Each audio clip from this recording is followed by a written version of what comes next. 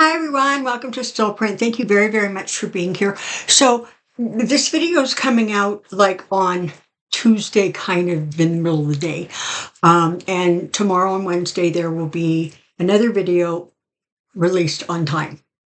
What I'm trying to do is I'm trying to figure out a way, particularly over the summer months, where the bulk of the questions are on videos that are released before Thursday, so that Joyce isn't like rushing through that day's videos trying to collect all the questions, because it's summertime, right? And everybody has other things to do.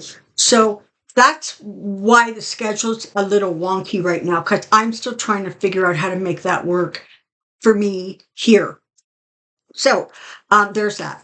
Secondly, I wanted to watch the throne speech from Canadian Parliament. King Charles III delivered it. Very, very rare. I think the last time they said it was in 1977 that happened.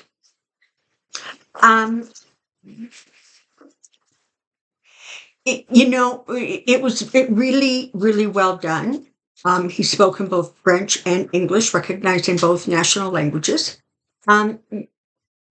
There was a lot of talk about the sovereignty of Canada, which, is sort of a direct nod to 45 and, his views about Canada. So that was really interesting. It was sort of a point that was made multiple times. The other point that he made that I frankly just sort of snickered at, honestly, is that he made a point of making sure that it was understood that the treaties that the First Nations people have here in Canada, and it covers huge amounts of Canada land, those treaties are with the Crown. They're not with the government, and they're not with the provinces. And so First Nations people are really, really accurate when they say, if you want to separate from Canada, go ahead. But you don't have access to our treaty land. Well, the problem with that, of course, is that a lot of that land is where the oil and the minerals, etc., come from. So I have to tell you, I kind of enjoy that. If anybody who watches this knows that I'm not real big on the whole separation thing. I think it's silly and ridiculous. So there's that. Now, what I really wanted to take a look at today was the relationship between Putin and 45. And this is why, right? I mean, Trump has spent too many years, a decade almost, I'm guessing, on and on about how Putin's amazing and he can do no wrong and he's just brilliant, man. And now all of a sudden he doesn't understand what's happened to Putin, but he's pretty sure he's gone crazy. And Russia has been absolutely bombarding the Ukraine with drone and missile strikes. I mean, more than previous of all the years of the war so far. So there's definitely something going on there. And I saw it the other day. They said that in the last year, Russia has captured 0.6% of Ukrainian land at the cost of 1,500 lives being lost daily. This war has to stop, but it's not going to stop by giving Russia what it wants. So I asked, my spirit guides, I said, so what the heck's going on with Trump and Putin there? And they sent me the greatest picture. They showed me Putin walking along, and behind him was a little yappy dog. And I apologize to all the little yappy dogs out there. I have owned several of them in my lifetime, and they don't deserve. to be equated with 45. But he was literally like scampering along behind, yep, yep, yep, yep, yep. And Putin just sort of pushed him away. And that's pretty much what is going on here, right? I mean, Trump is trying to come in like, oh, I can solve this, I can fix this. And Putin's like, little boy, go sit down at the kids' table. You don't belong in these negotiations. Um, so I want to throw some cards and just see what's going on there, and if we can kind of get a handle on what's happening. I mean, Trump is finally saying things like, "Wow, maybe it's possible that Putin was, played me." Really, duh? You think? I did not hear it, but apparently he gave a absolutely abysmal address for Memorial Day yesterday. Went off on a rant about this, that, and the other. All right, here we go. Relationship Putin Trump, relationship Putin Trump, relationship Putin Trump. Let's see what we see, shall we?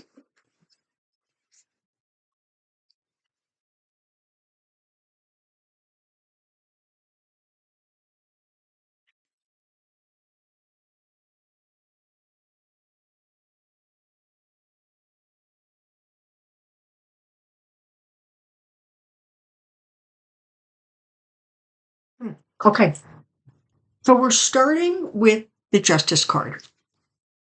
Now, normally the Justice card means, justice, balance, fairness. But this really has more to do with the power of the throne, and, that kind of energy. So this is representing, I almost want to say, a power struggle between the two of them that's now going on. I I don't want to attach Putin to this card, but in this reading, that this seems to be what's representing him.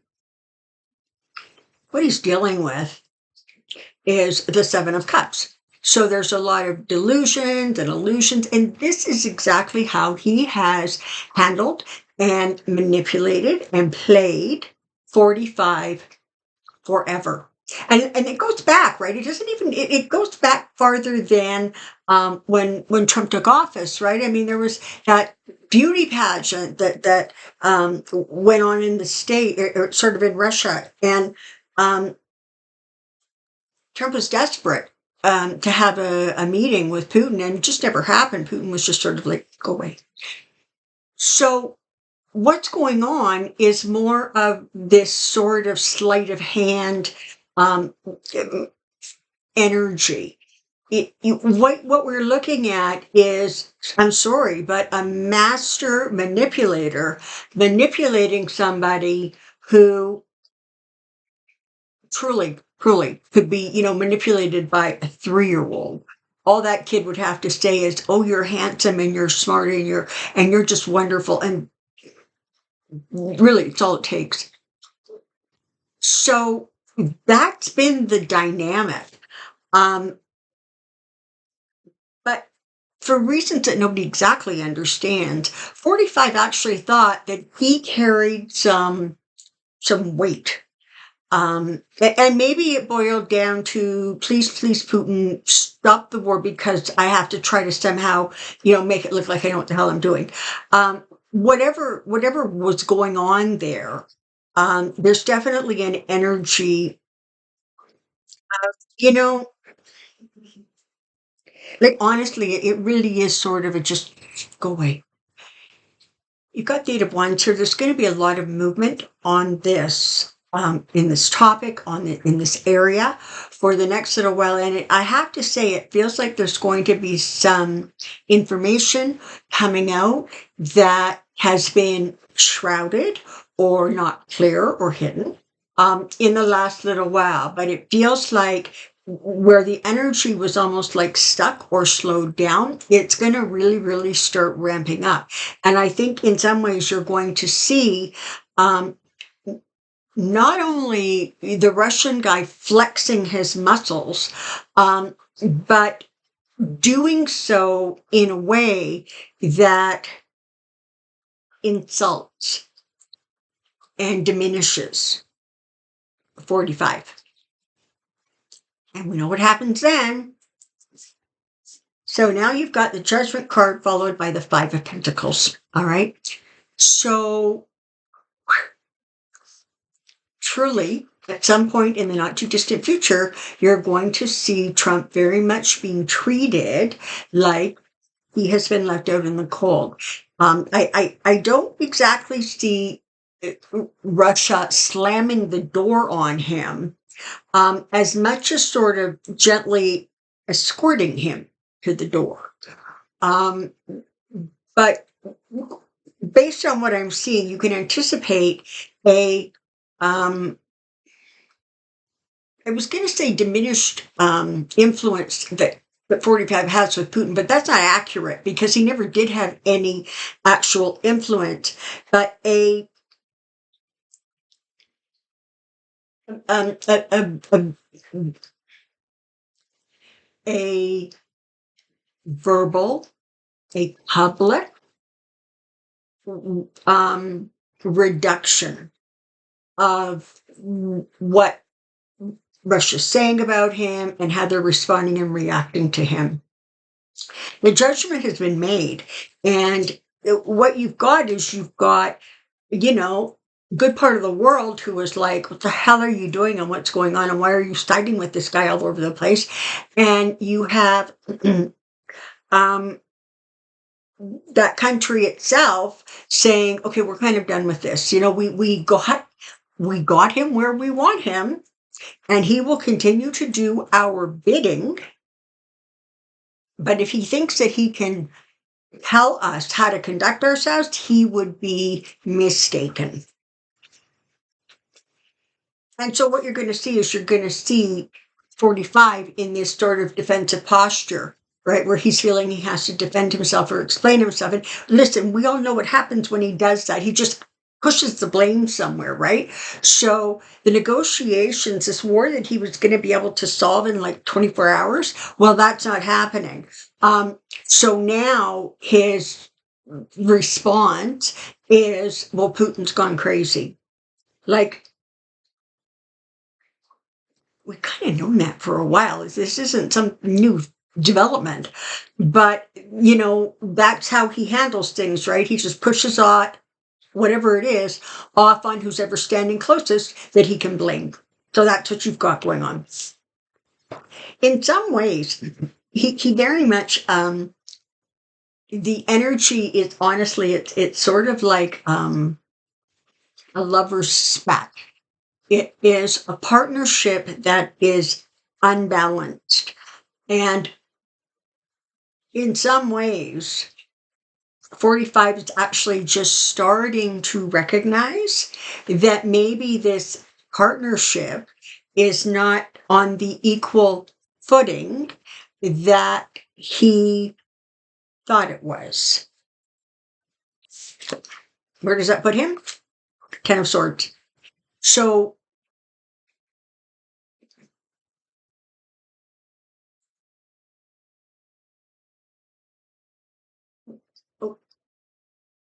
there's going to be a sort of a continued diminishing of Russia's response, if you will, to the things Trump says and does. Certainly for the next little while. I mean, listen, why Russia doesn't have any good reason to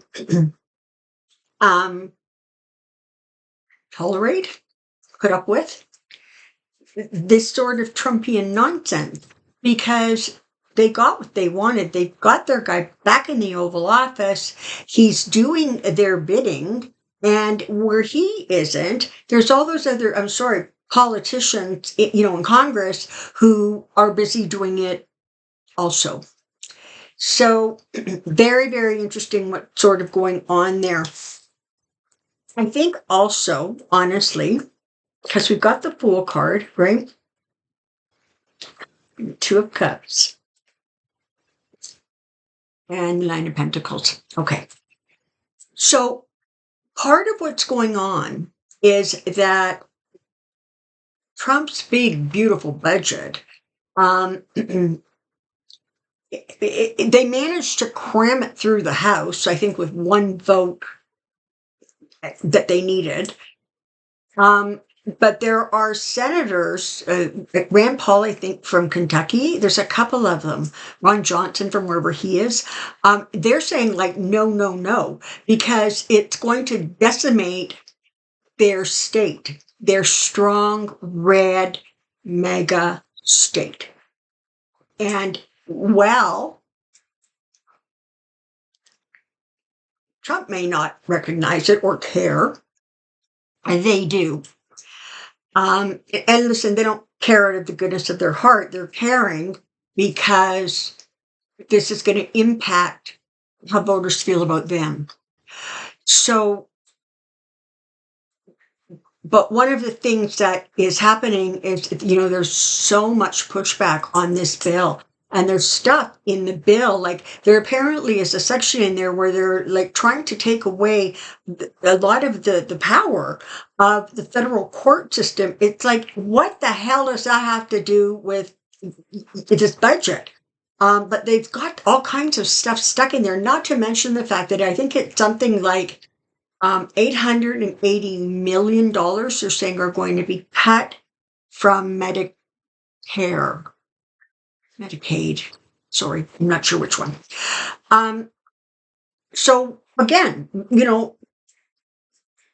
what's happening? Trump says something outrageous and stupid and ridiculous, and all the attention refocuses, and we're not paying attention to the big important stuff. So the final thing I'll say energetically as I look at 45 is that you're going to continue to see like rambling and rants and sentences and thoughts that are completely disjointed, and there's no like cohesiveness to what he's saying. It's like random balloons of thought that just spiral out of his mouth. And as of right now, the Republicans are going to continue to pretend it's not happening. And so that's where that ultimately it doesn't look like that budget is going to get all the way into law. But it's going to require a great deal of pushback, and it's going to require a lot of people talking to their government reps and saying, don't you dare. So we'll see how they do or don't respond to that. That's sort of the energy that I'm getting right now around 45. He's disconnected a little bit, and he is confused because he feels like he's been jilted, and at the you have to know at the point where he starts attacking Putin, you gotta wonder, man, what's going on behind the scenes there. Because it wasn't that long ago he would have jumped through a fiery hoop if that's what old Vlad there said he should be doing. So that's where we're at. Honestly, the energy feels sort of not stable. It feels like rocky, and that kind of energy amplifies the sort of erratic behavior that you see from 45. Okay. So keep in mind that where everyone is supposed to be focusing is on the budget. But attention has shifted to the whole Putin thing and the Russia thing and the cryptocurrency thing and all of this other stuff and the Memorial Day address thing. It's all part of how Trump himself controls the dialogue, controls the messaging. And listen, I don't want to like to say it, but the reality is he's really good at it. And he has the media just falling into line. And that's really sad. Speaking of media, this hatchet job that Jake Trapper did, the book called Original Sin, which is really a horrible little takedown piece on Biden. And he swears that this has nothing to do with, vengeance or anger. But the backstory apparently is that when Beau was dying, um, Jake would not stop harassing the Bidens. He wanted a comment from them. And I guess he was told to bleep off. And then when Biden was in office, apparently there was he was restricted in terms of, he wasn't getting the invitation to attend the whatever, as, the news media. Somebody else was always getting it. And I guess that was really frosting him. And so, like mature and reasonable, responsible person, he just writes this book. And you know what? I got to say, I'm really glad that he's getting a lot of blowback, because it's not necessary. You've got somebody who's been diagnosed with stage 4 cancer, prostate cancer, and you're coming out and attacking the fact that maybe he can't remember certain dates when you've got somebody in office that you're supporting who's not sure what planet he lives on.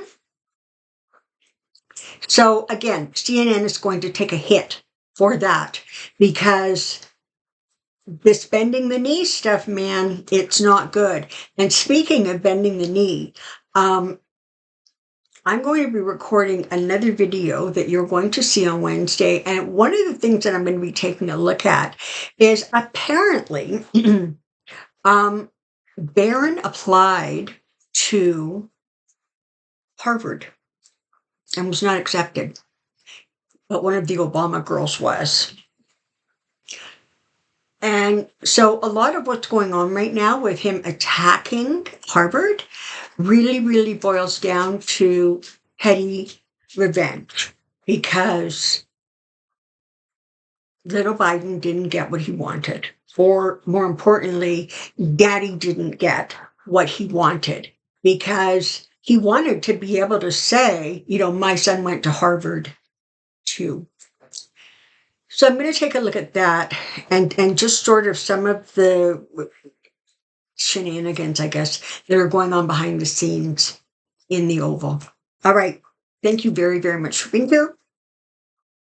All things being, relatively calm, I will be back tomorrow on Wednesday. If you're seeing this video on Wednesday, there will be another one being released that same day. Okay. Thank you very, very much for being here. I really, truly do appreciate it. Until next time, take care and be well. Bye for now.